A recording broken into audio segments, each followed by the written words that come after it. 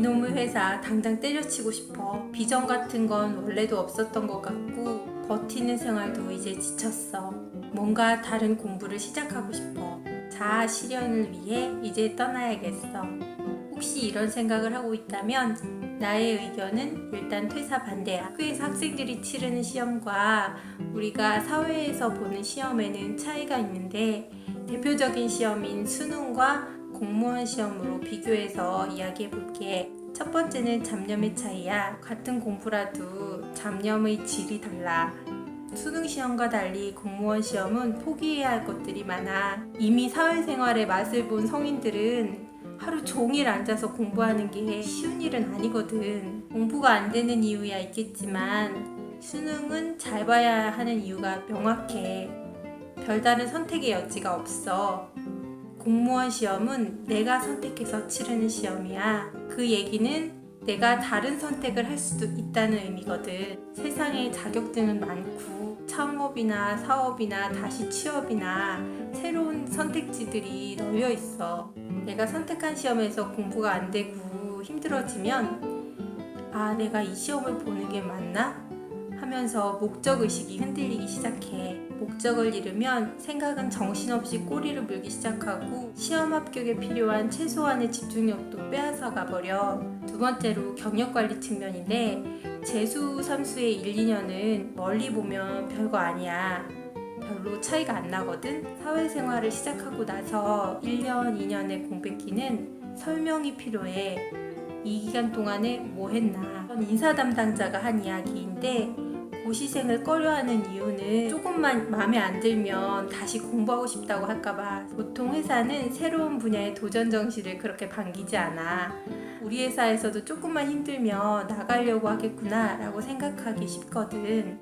반면에 회사를 다니고만 있었다면 대충 다니면서 이직 준비만 했다든지 아니면 휴가를 얼마나 많이 썼냐는지 이런 건 다음 회사에서 알 바가 아니야. 그냥 두면 경력이 돼. 경력 따위 필요 없어. 난 어차피 새 분야로 갈 거고 다시는 취업 안 할 거니까.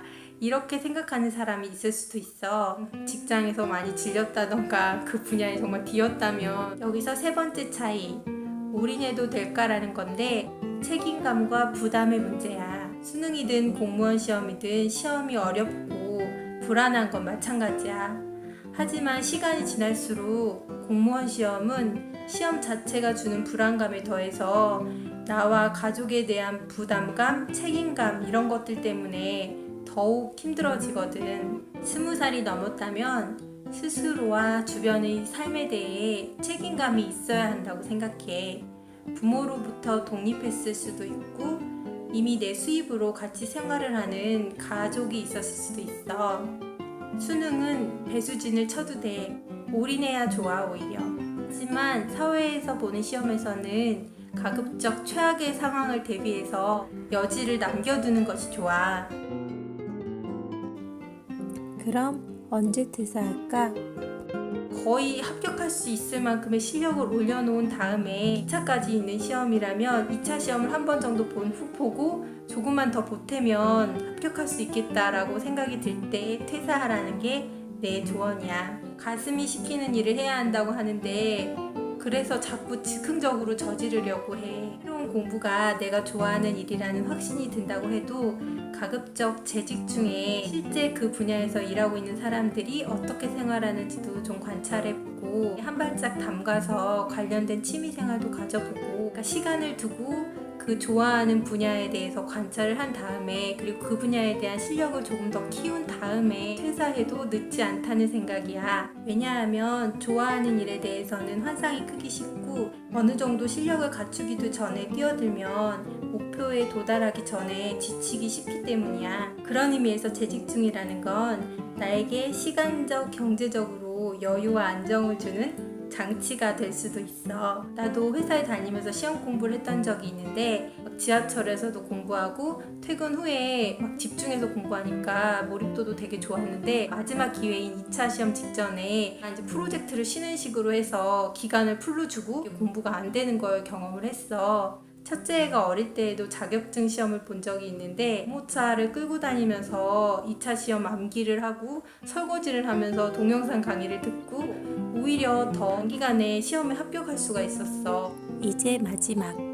전혀 흔들리지 않는 사람들도 있을 거야. 아니야, 우리 회사는 정말 너무 빡세서 새벽이나 퇴근 후에 공부할 수 있는 여력 전혀 없어. 하고 싶은 일을 확실하게 발견했기 때문에 미련 없이 버릴 수 있고 정말 과감하게 올인해 보고 싶어. 다음에는 그럼에도 불구하고 퇴사 의사가 확고하다던가 이미 퇴사를 한 분들을 위한 조언을 영상으로 만들어 보려고 해.